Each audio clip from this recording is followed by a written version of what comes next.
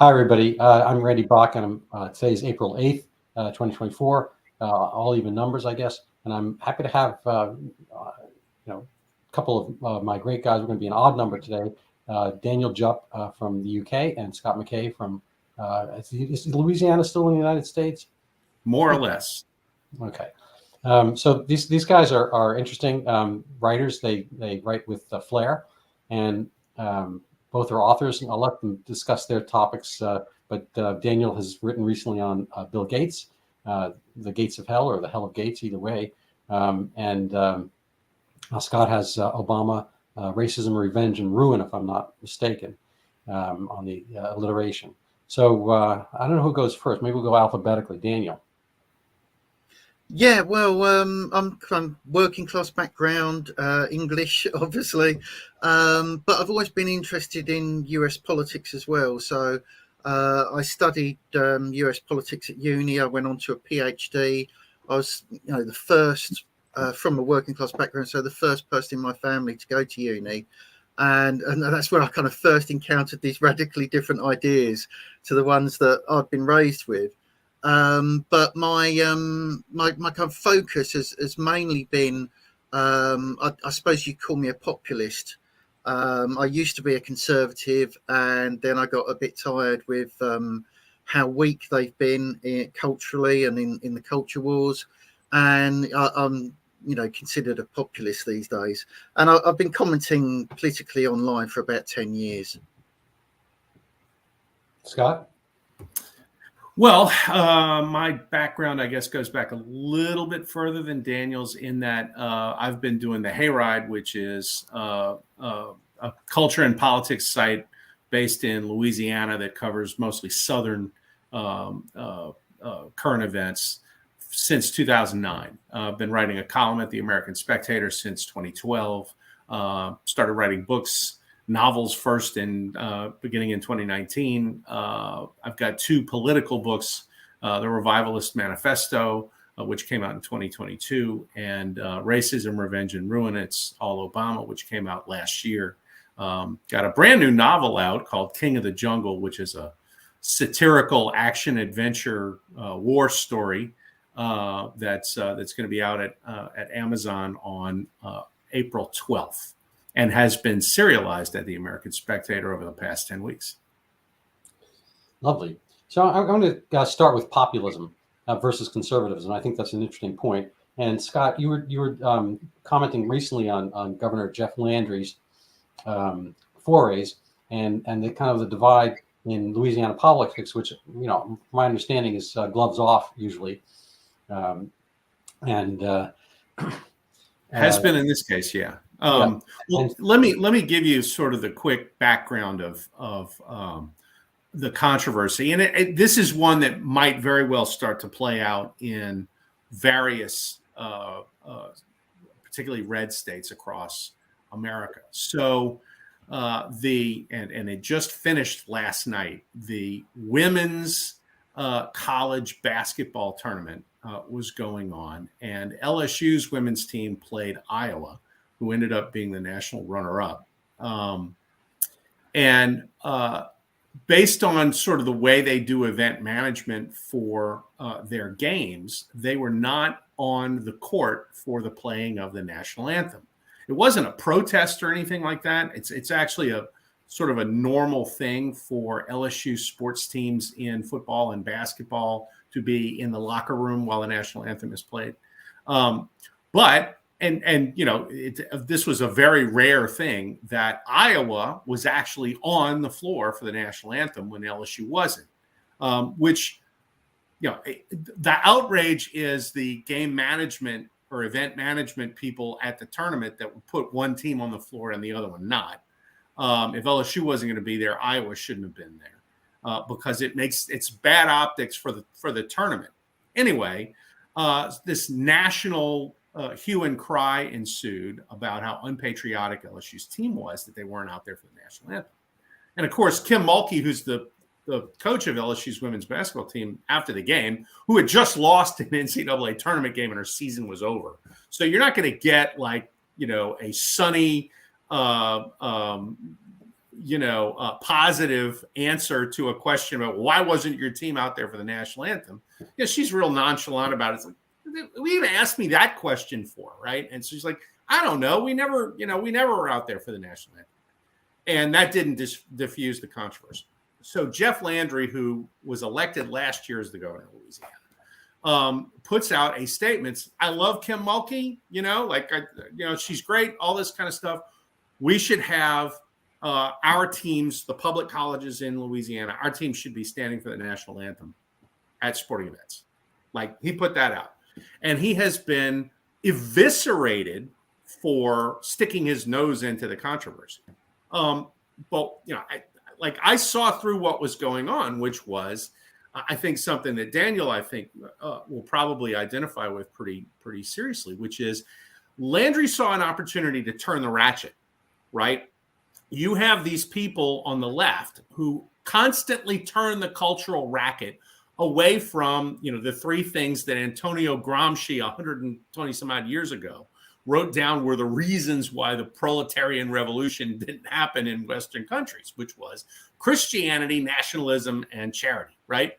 They're always turning the ratchet against those things. Well, Landry saw an opportunity to turn the ratchet back, which is, no, we're going to have some nationalism, right?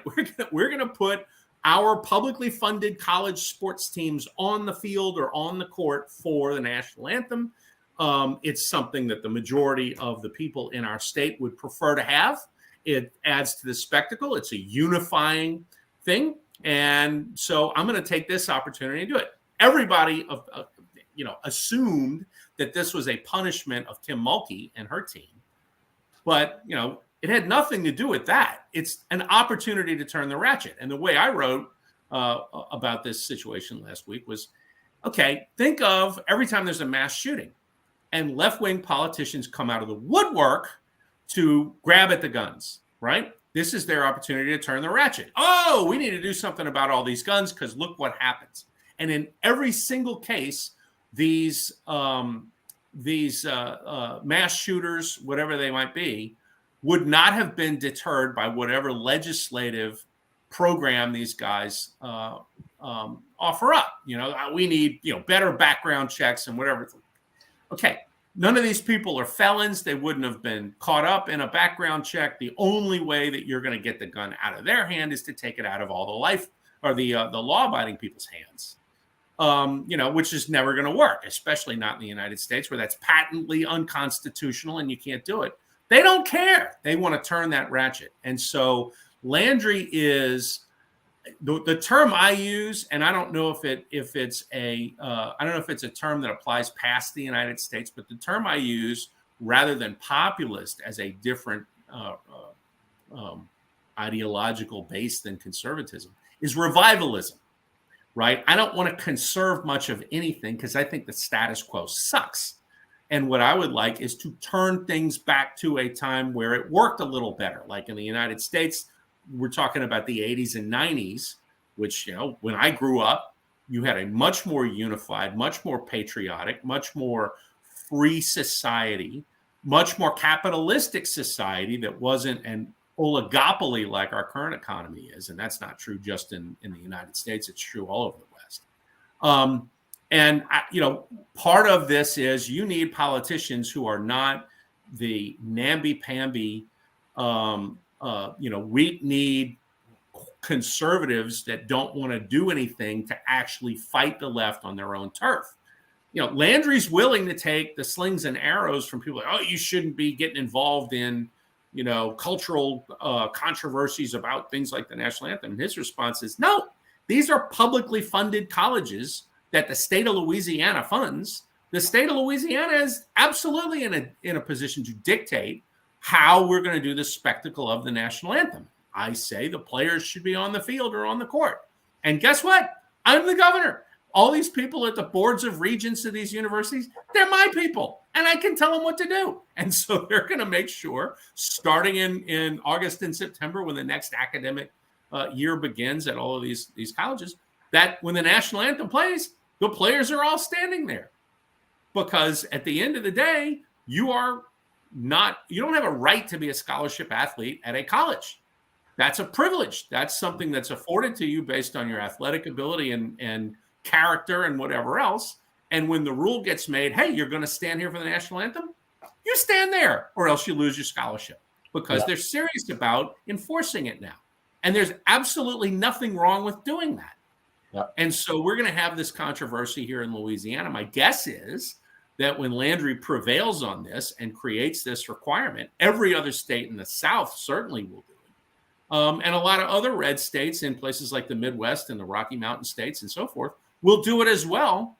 And then, you're going to have a turning of the ratchet back to the right.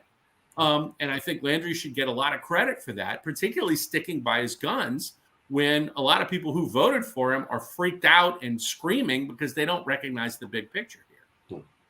I like a lot. So there's a lot of things stand out from what you said, and I'd like Daniel to address some of them. But sticking to your guns is a great phrase to end that with. And in the middle, there's namby-pamby conservative, which I think is that Rishi Sunak's middle name? I don't know. Yeah, I mean, it would apply directly to people like Rishi Sunak in the UK, who is, our equivalent of a globalist, a rhino, So, but I think there's several points there that are very valid and, need discussing. The first I'd say is that there's been this instinct on the right for a very, very long time to be embarrassed about being the right, and and not to defend themselves, not to forcefully put across their views, and to kind of accept the premises of the other side as the starting position, as the position that every reasonable moderate person would accept. And it's very, very evident now that people have got tired of that, and ordinary people have got tired of that, which is why there's a groundswell of populism and there's a groundswell of support for people like Trump, because we want plain language. We want a return, a revivalism of the values that we knew when we were children, or that our parents knew. And we're no longer content with leaders who allege to be that they are on the right, but essentially accept every left-wing premise, and especially every left-wing social value. We don't accept that anymore. And the whole kind of problem for globalism is that these left-wing social values became the standard values of the ruling class and the political and media class. And they all became indoctrinated in those things, including the business class. The business community were probably the last to step on board, but they have really stepped on board now, which is why you get corporations and companies and investment banks being the most significant pushers of radical leftist theory and ideology. That's why you've got diversity, equity, and inclusion, because the investment banks are pushing it, and because businesses don't get loans to do what they want to do from investment banks unless they sign up to DEI. And that's an invisible lever of power that, like the lever of power which represents cultural values, the right abandoned long ago and got embarrassed about fighting for. And now we're seeing a beginning, thankfully, of people who are no longer embarrassed about being on the right and wanting to fight the kind of radical policies that the left has put forward. And that's really good, but it has to be done in an organised fashion. And I think the really important thing about Landry's stance that was being described there is that if other politicians get on board with this, or if there's a groundswell of MAGA type politicians who say, yes, we will seize that ratchet, we will seize that unacknowledged lever of power that is culture, and we will try and push it our way for a change. The more and more that happens, the more and more the globalists are in trouble, because they've had things their own way for a very long time. Yeah, I'm just going to ask you about globalism versus nationalism. We'll decide who takes the first bite at this. But people hate nationalism these days. I mean, on the left. In the UK, I think it's almost kind of a crime to put out the Union Jack, even though the UK is not nominally part of the EU. I've had friends from Europe come over here time to time. We recently, I guess most recently, had a German MD friend, and he and his daughter around, and look at the neighborhood. We have an American flag outside our house, and like, wow, don't you get trouble for into trouble for having that flag outside your house? And a few people in the neighborhood, it's like, you must be in like a radical conservative area. It's like, actually, no, this is Massachusetts. No, But I think that was one of the things that worked incredibly well about Americanism. The fact that wherever you came from, if you were in an immigrant background, you would run up your American flag and be proud of it. That is a unifying thing, as Scott says. That national identity is a unifier. But what we let happen since World War II is that we let nationalism be smeared with Nazism. And it was Marxist historians doing this, and they controlled the narrative. And they were writing the school textbooks, and the people writing our school textbooks were Marxists. It goes back to Gramsci, and it goes back to, various academics who were responsible for this. In Britain, one of the most influential was a guy called Hobsbawm, and he was linked to the Labour Party. He was a godfather of a previous Labour Party leader.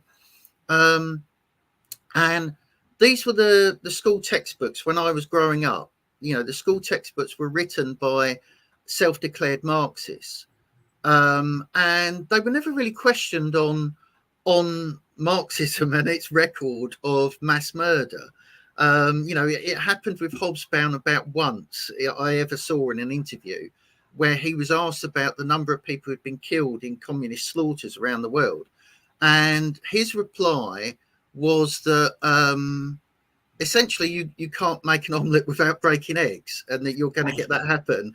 And he wouldn't put a figure on the top number of people. How many people must die before you say that this system is wrong? And he would say, well, the system that's going to follow is going to be better, so I'm not putting a figure on it. So what that essentially means is that people who were writing our school textbooks thought that any number of deaths would be okay to create a socialist utopia. And they were hugely influential. And they took this idea that nationalism is Nazism, and they pressed it into every school they could, every college, every university. And that's one of the biggest problems we've had. And that's, they then co-opted race as a shortcut to grievance, because class wasn't working for them. They found that the actual working class, people who have a mortgage to worry about, people who work in blue collar industries, they weren't that bothered about highfalutin academics telling them that they were oppressed. They just wanted to get ahead. And, in America, they saw a system where they had an opportunity to get ahead. In the UK as well, to a slightly lesser extent, because of the class system. But they still saw that actually a lot of this stuff the academics were saying wasn't really their lived experience, if you like. And they were far more instinctively conservative than left-wing academics hoped they would be. So that what we saw then is that the left abandoned the working class and didn't want to represent them anymore. And they are fine with the working class when they can give a romanticized image of them, and they're fine with them when they can use them as a label by which to gain power for themselves. But they don't really care for the real working class. And in fact, they consider them deplorables, and if you look at it on a class basis, the higher you get up the social scale, the more these insane academic ideas of self-hatred are prevalent, and the more powerful they are. And if you look at something like, voting for Trump, or something like voting for Brexit in the UK, it's class divided. And you'll get wealthy people that buck that trend, and you'll get poor people that buck that trend. But generally, there is a class division on who supports what. And, it's been expressed by other people as the somewheres and the nowheres. The higher you get on the social scale, the more likely you are to consider yourself a citizen of the world, with no loyalty to your particular place and people. And the lower down you are, the more likely you are to be loyal to the kind of the old values and the old criteria by which goodness essentially was judged, which includes Christianity. And you know, the higher up you are, the more you want to destroy all those things and create something better. And the lower down you are, something the more you want to preserve what little you've got. Yeah, now that's a great exegesis, and you know, it's an amazing phenomenon. You know, Charles Murray wrote a book, Coming Apart, where he had this he kind of limbed this same divide. The upper levels, the elites, the John Kerrys, you know, somebody else called it the hamburger theory, where the two tops of the bun are both fluffy. Excuse me, the top and the bottom of the bun represent the left, and they're kind of fluffy, and the real meat is in the middle, which is the working class and so forth, and the top is thinking they're helping the bottom. And Charles Murray kind of points out the irony in this, that the elites themselves actually live by the code that they abjure. They kind of have their kids stay at home. They don't have excessive partying. They don't have the kids do drugs. They have them all go, you know, stay in school, blah, blah, blah. They go through college. And their own lives are more married, you know, stable, so forth. They're acquisitive. They invest, blah, blah, blah. And they propound and promote all these contrary aspects for the working class, who live by the treatise, the remains of all these things they throw out there. So there's got free needles and you know, condoms in the schools and all this kind of stuff, and kind of this free love, whatever. And they wind up having broken homes. So they aspire, oddly enough, to the same ideals that the left lives by, while the left, you know, kind of has the contrary. And I just kind of put one other point. Well, it's always, isn't it? It's always, these rules are for you, not for me, and that's a, you know, a definition of elitism. And you know, we saw it. For me, the really stunning thing about all the COVID stuff was you know how you saw this almost feudal set of attitudes, where you saw people being served by servants who are masked whilst they are unmasked, you know, and it was incredibly obvious, and it's a great irony that the people who think they're socialist and the people who think that they're going to be leveling things are the worst elitists on the planet. And you know, they're the people who don't want to hear a single thing that an ordinary person has to say. Well, it's almost an axiomatic thing that the most doctrinaire socialists out there, or communists, are the most misanthropic people that you can find. I mean, Mao Zedong hated the Chinese people with a colossal passion. You know, I mean, the guy was a pure psychopath. You know, his history is very, not very well known in the West at all. What people do have a little bit of an inkling about him was, you know, it came from the Chinese Cultural Revolution, where, you know, I mean, you want to talk about misanthropist. The guy talks about, we need to get rid of the four olds, and the four olds were, you know, ideas, culture, habits. Like, in other words, the way everybody lives their life has to change. I'm not just going to run the government. I'm not just going to run the economy. I am going to reach down into your brain, and I'm going to rewire it on pain of death.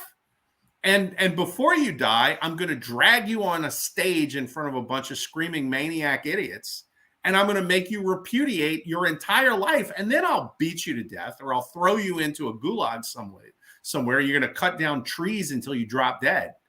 And, you know, I mean, was it 30, 40 million people that they killed in the Chinese Cultural Revolution, on top of a massive famine that was the Great Leap Forward, where he attempted to completely destroy China's economy and replace it with a pure communist thing. I mean, this guy murdered more people than anyone else in the history of the world.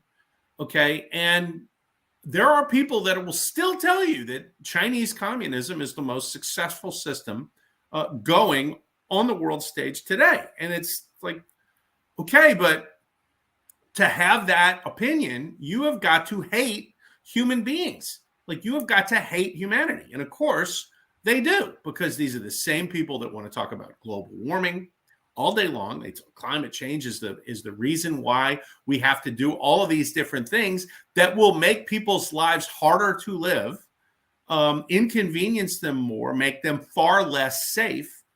They don't care. It's for the planet. Like, well, okay, but none of the assumptions that you claim to justify all of this behavior and these policies and these not best practices, none of these assumptions actually hold water, right? Sea levels are pretty much what they were in 1500. There's very little that where there's difference in the shoreline, mostly is coastal erosion caused. It's not that the waters are rising; the waters are the same. Temperature. I've yet to. You don't buy kind of seafront $15 million mansions if you think that the sea levels are going to rise massively, which they all do. I had a post. I would love for Greta Thunberg to explain to me why it is they call it Greenland. I would love for her to explain that. She's Scandinavian. She should be very well versed in the history of Greenland. Why do they call it Greenland? Is it because it used to be green? Like, when the people first found the place, it was green. They had fields and they had trees. They had all these different things. And they said, maybe we should move here. It's supports agriculture and all that. Now, Greenland's not very green. Greenland is white as snow, because that's all you get in Greenland. So, like, what happened there? How come England used to be where everybody made wine, and now they don't make so much wine because it's not hot enough to make wine? What happened with that? They can't explain any of this stuff. They also can't explain why more people die every year of cold-related things than heat-related things. They make a big deal, like in Europe, if there's a heat, we had all these thousands of people die. It's like, yeah, and that's a fraction of the people who die every winter because it's too cold, right? Yeah, they never explain the famous one is the ice shelf, and there's going to be nowhere for the polar bears, and the ice shelves are melting, and there's more polar bears now than ever. Yeah, we have more polar bears, and we have bigger ice shelves. The biggest they've been for 26 years, I think, was the latest report. So, all of this stuff is based on nonsense. And all of this stuff is representative of the co-option of science by billionaire interests who simply pay these people to say whatever they want them to say. Yeah. So I'm going to say, which is one of the elements. As far as paying people, to do what they want. I was just going to mention, I had a post taken down on Facebook that showed the Statue of Liberty, 150 years ago, and then currently. And I don't think they've changed the building or whatever. And the water line's at the same level. And that post got taken down, just blitzed, totally taken down. You can't repost it in your Facebook thing. So to get on, you only need censorship if you're lying as well. This is a very simple point that very few people make. The whole concept of disinformation and misinformation only arises because the mainstream started lying so much. And it's because they lie so much that alternative media develops and people do what we're doing here. And it's because they have lied so much that people no longer trust them and no longer trust their, paid for controlled experts. So then, knowing that you're no longer trusted, you have to find some other way of controlling the narrative and controlling the information flow. And that's through tyrannical methods of suppression of freedom of speech, which is what is the big movement now. But it's all based on the fact that they lied so much in the first place. If you take something like climate change, Scott's absolutely right that this is about misanthropy, but it's also about profit and power, because these people hate the ordinary human being, and they're quite comfortable because of that in blaming the ordinary human being for the condition of the planet if they really believe it. Some of them really believe it, and some of them are just on that bandwagon, because if you have these very radical ideas and you think a huge disaster is coming, then that requires very radical steps to respond to it. And those radical steps mean a complete reordering of your energy requirements, the food requirements, the food chain. Everything gets reordered. And in that reordering, if you control it, you can reorder it to be much more profitable to you individually. And that's the appeal to the most of the billionaires behind it. Even while, you know, someone who's a climate protester will sincerely believe this stuff, whereas someone on top who's funding it will be funding it for the purpose of their own profit and power. Yep, that's correct. So the dynamic, I like to call it villagers and pillagers. And Randy, you've heard me talk about this before. I mean, this is a story as old as time, right? The villagers are, you know, the butchers and the bakers and the candlestick makers and the farmers and all these people who earn a living by creating wealth, which is a very hard thing to do. It requires an enormous amount of innovation and hard work and creativity. And all of these different things to create value from that which has none. And, you know, so what you find is it's very hard to keep that going when the pillagers show up, which, you know, they used to manifest themselves as Mongols on horseback with swords and torches, where they would burn the village down and carry off the women and children as slaves and make off with as much swag as they could get their hands on. Civilization was founded to make it easier to be a villager than a pillager. Problem is, the pillagers just changed their tactics. Instead of learning how to do really well with swords, they went to law school. And so now, if you have a nonprofit and an ad budget and a few media organs, you know, you can go right back to pillaging like the days of old, and get the villagers to actually agree with you, which is far more sophisticated than perhaps it used to be. Although some of the same motivations developed. The villagers tended to pay lots of tribute to the pillagers to save their own skins. And I think that's a lot of a good explanation for what's happening with the climate change thing, particularly with corporate America and some of these other institutions that are trying to be eaten last. They'll throw in with the climate change narratives, even though they don't believe in them, just because it's like, what's too much trouble to fight it. And so this dynamic has not changed in thousands of years. It's, the game may be a little different, but it's fundamentally the same. And that tells me, we are in need of a revivalism rather than a conservatism, because the status quo is completely unsustainable. The people who held themselves out there as the conservatives, all they did was give ground. They retreated for decades. And now, it's actually maybe one of the good things is you have people like the Dave Rubins and the Barry Weisses and the Joe Rogans and the Elon Musks, who always saw themselves as, center left, I guess. And they're firmly on the side of the conservatives because the left has run away and left them. They look around and say, I didn't really like these guys before, but now they're my only friends. Yeah. And so, you have an opportunity to build a big tent for a revivalist type of movement in all of these Western countries. I think you're starting to see it.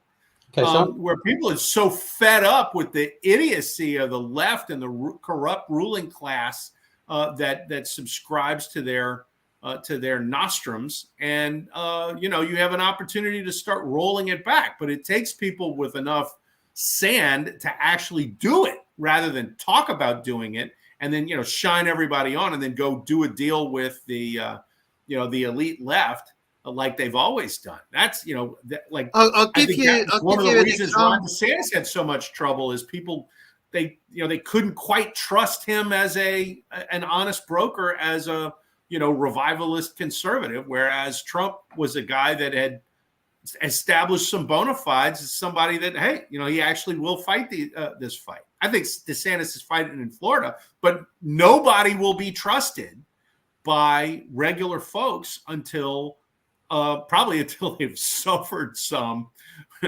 for their beliefs.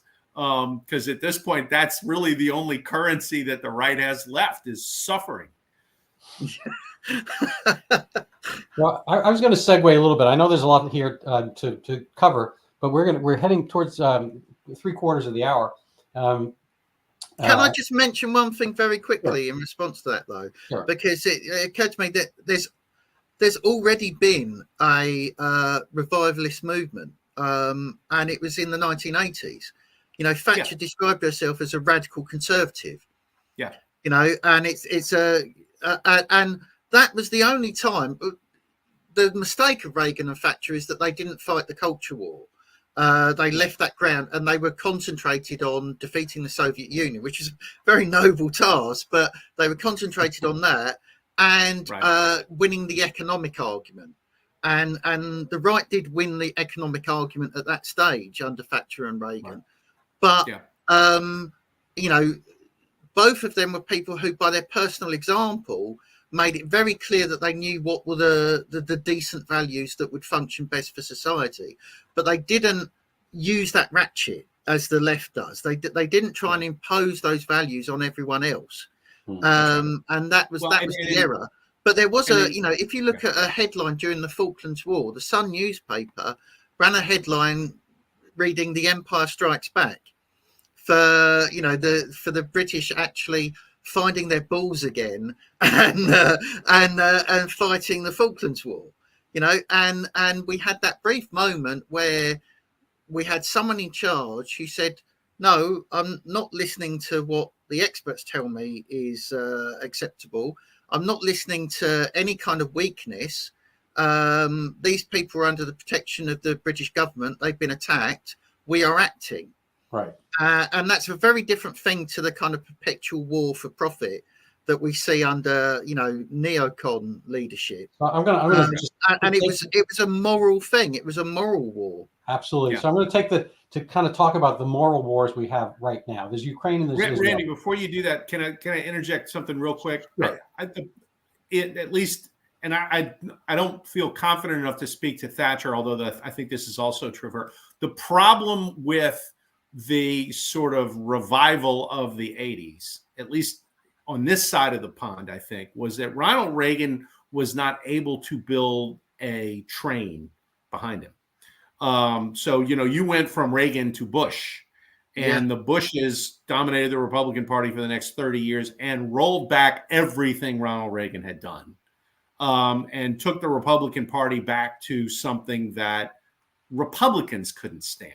And that I think is the reason why, when I wrote the Revivalist Manifesto, I said, you need an entire generation of leaders that trains another generation of leaders behind them so that you can sustain this for 30, 40, 50 years of rolling back the left's abuses. Because if you don't have that, they will turn that ratchet back. It's amazing. It's amazing how similar it's been in the two countries, because exactly the same happened in the UK. You had John Major follow, and then Tony Blair. And Tony Blair was like one of your main subject matters, Obama, in that they're both incredibly radical people who pretended to be the moderate centrists. Incredibly radical what they did.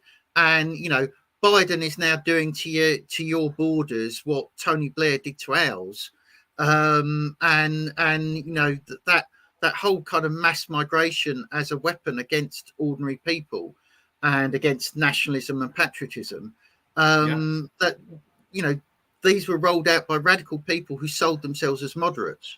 Right. So the question I'm trying to get in is about Ukraine and Israel, but I'm going to stick to Israel right now because there's the Hamassacre, October 7th, and right now we basically have the capitulation or the usurpation of the kind of the moral aspect of the war, and this I think it comes down to kind of what you were talking about, pillagers and villagers. I think the villagers are more on Israel, and clearly the villagers were killed by the pillagers in rapid Mongolian Mongols fashion and so forth, a very ancient kind of thing. And the whole, ethos of the Islamist movement is ancient. And that's kind of a conservatism of sort. But we in the car last night we were talking about the derivation of the term third world. People think it means poverty. It doesn't mean. It was the first world, which is kind of like the Thatcher Reagan concept, the capitalist world, free market, so forth, freedom.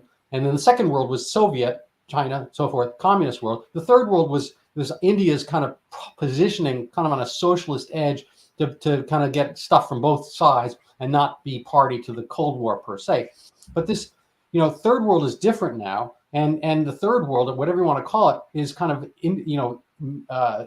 leaking or bleeding into Europe and the first world. So we're getting a blurring of these numbers and the concepts and so forth. And as far as these play out, can there be a moral imperative if the underpinnings of the democracies is radicalized by what previously had been essentially cultural enemies? If Hamas is printing on Parliament and Big Ben, laser tagging their phrases and having Allah kind of like on the that whatever that Ferris wheel thing is, can you have kind of a moral imperative if if the White House, for instance, is Valerie Jarrett's Iran kind of based sensibilities? Has everything been inverted? Can we fix this Humpty Dumpty? Scott? Well, the way I would say that, the way I would respond to it is the people in general in most of these Western countries, and I think it's definitely true in the United States, the people aren't satisfied with this stuff.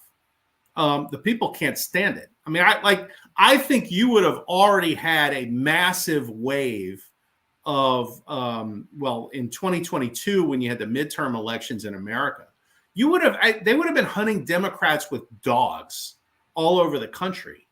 But for the fact that the Republican Party is in poor odor with Republicans. Donald Trump was blamed for the 2022 elections, but the real culprit was Mitch McConnell. You've got a rejection of the establishment within the opposition party by the opposition's voters. And you have to work through that problem. I think that's certainly is the case in Great Britain, as I see the Tories and what they're going through as well. And they're in a lot better position because Labour is an abject mess in the UK. But in terms of the quality of governance you get, okay, you don't really have quality representation of the working class and the middle class in either America or Great Britain. I'm certainly going to support Trump. I'm going to vote for the guy. I'm going to write nice things about him. Okay, but Donald Trump is not perfect. The problem is that we need Trump. But we need somebody who's a lot smoother and a lot more professional at this stuff than Donald Trump is, and who can bring something more than messianic suffering on his own right to prove his bona fides, right? Like we need somebody the problem with Trump, though, is the exact opposite of the one that is declared. The one that's declared by his enemies and by the mainstream media is that he is essentially evil, literally Hitler, and that he's racist, he's sexist, he's, all these kind of bad things by modern values. And almost that all he is projection by his accusers. Yeah, and that he's going to destroy democracy and all the things that they're actually doing in pursuit of denying Trump the White House. Right. But the problem with him is that he's actually too nice, too reasonable, too forgiving. He was in his first term for sure. That's absolutely correct. He's a former Democrat who, although he will use salty language, and although he'll be a plain speaker and say that a nation that's a shithole is a shithole, although he will do that, he is actually quite moderate. And this is the problem with Trump. he fights what's wrong, but he forgives the sinners. And we need someone who is less forgiving than he is. Right. I think that's why the removal of General Flynn was such a vital thing in hamstringing his first term, because Flynn is a colder, harder person than Trump. Well, and like the best example of what you're talking about, I think, is COVID, right? Very soon after the COVID epidemic popped, and and it was time to like turn the government's full attention toward that pandemic and how to deal with it.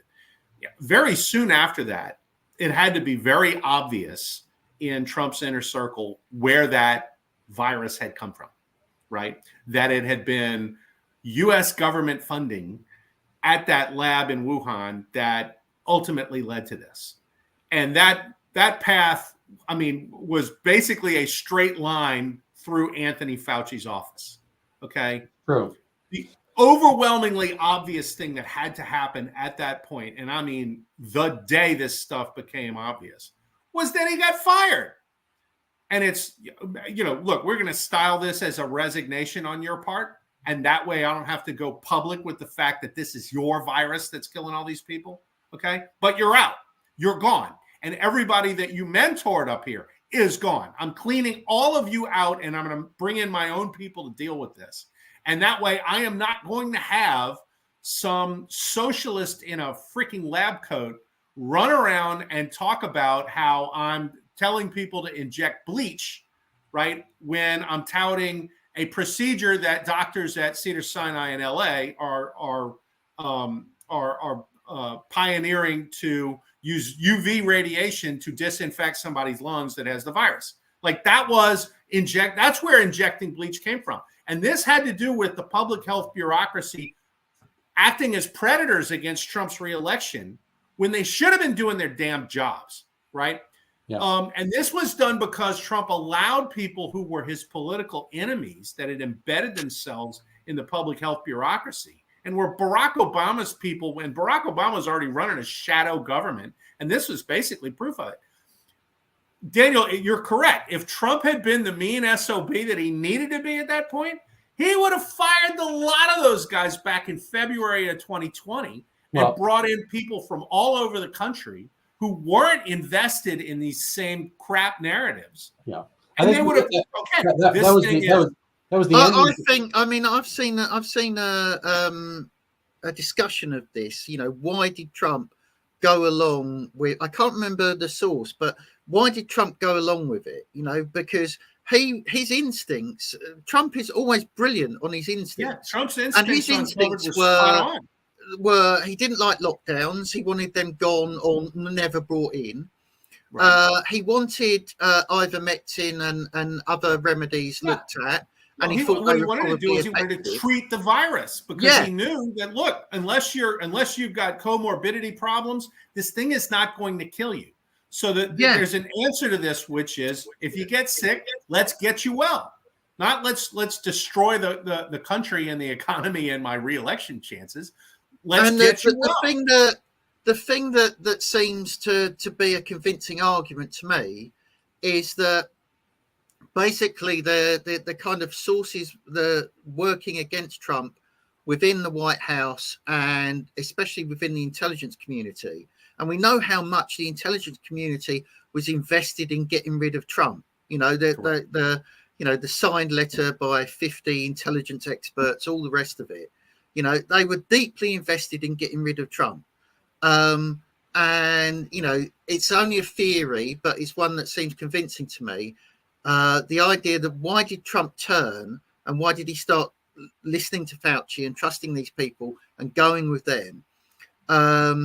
The idea is that the intelligence community told him that this was a Chinese bioweapon and he would have to go along with these people and they'd have to act super fast. And if he did that, he would save millions of American lives from a Chinese bioweapon.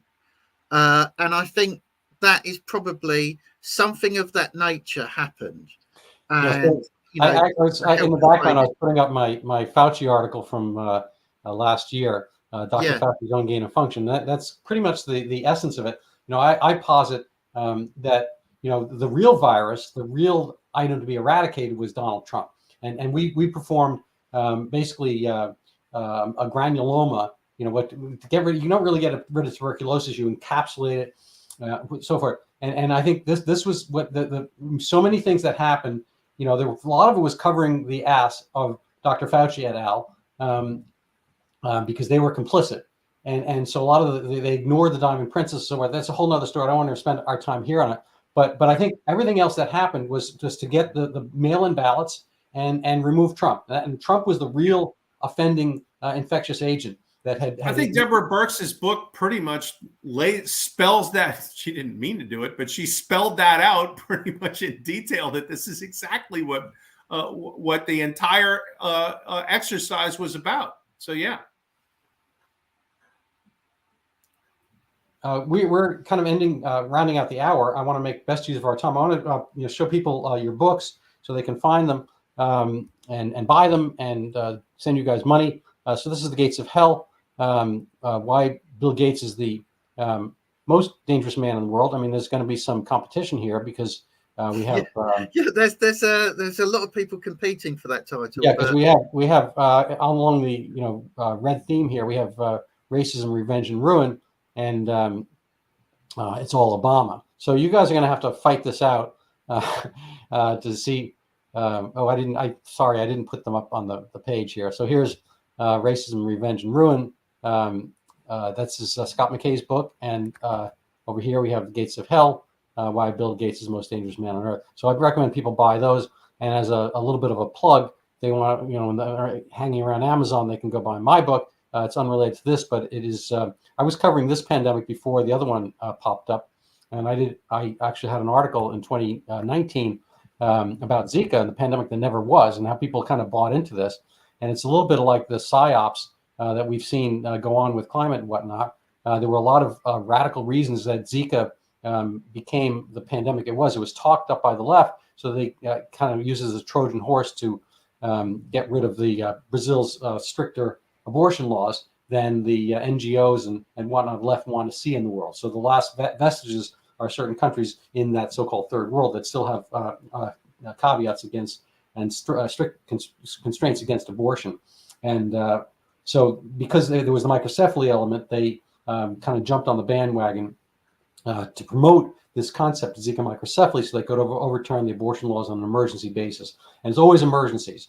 So we have to watch out for those. So I think this is I'll grade this as an interesting discussion. I give it an A, and because I'm grading on the modern curve, perhaps, but maybe not.